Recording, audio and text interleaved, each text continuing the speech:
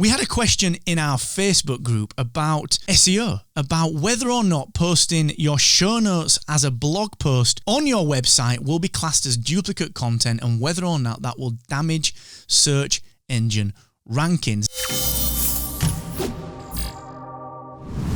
Vicky Weinberg, thank you for posting that in our Facebook group. And Vicky said, if I create a blog post for my podcast episode, can I use the exact same text in the show notes or not? It seems sensible to me rather than to create two separate pieces of content, although I'm sure that I heard that Google can penalize you for duplicating content. Great question, Vicky. The fact of the matter is this. What Google is not looking for is the same content spread thin across the web. What it wants to do, if you think about what Google does, it wants to basically surface the right answers for the right search queries at the right time for the people searching. So if you end up with sort of two bits of content that are the same or very, very similar on different websites, it kind of doesn't know what to do. It can often mark down all of the content that is classed as duplicate content because it doesn't know which is which, and it looks like you're trying to spam Google's index. There are ways around this where you can say, well, look, this is the canonical, what's called the canonical link, the real original link, the original version of this content, and you'll see that very often on bigger websites where it says,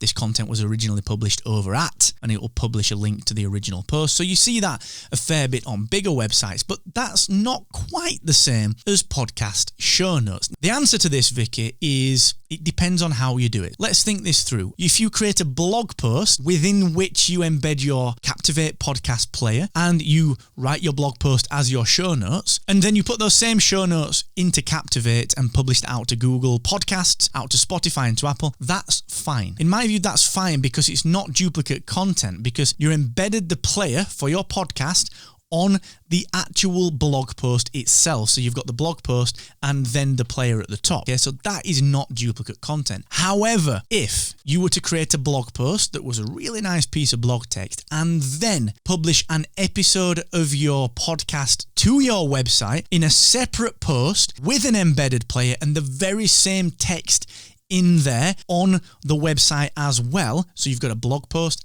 and a podcast episode both on the website, that could be classed as duplicate content. So the way to do this, Vicky, is to have one blog post or one podcast episode that acts as a blog post, and you have the show notes, you have the embedded player at the top, so you've essentially got that content once on your website. So you don't have a blog post and a separate podcast episode on your website. Remember, if you're using WordPress, there's the blog section, and if you're publishing your podcast to Captivate, don't worry, they are two separate pieces of content. So what I would urge you to do with that one is make sure your podcast, if you put the blog post in the show notes, that only goes off to the directories Apple, Spotify, Google, and then you use that same text in a blog post on your website wherein you embed the podcast player from Captivate into that blog post. All right, it's the same outcome for the listener. They see a blog post, they see the listener opportunity, the embeddable player, and they play that episode right there on page. So the outcome is very, very similar.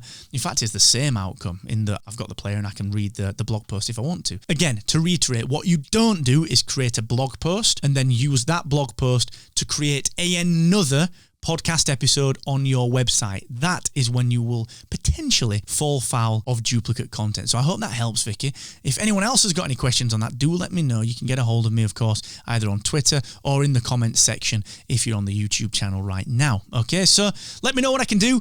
Podcasting is not easy. There are a lot of nuances, and in particular, if you want to grow your show, it can become quite difficult. So please let me know what I can do and keep on captivating.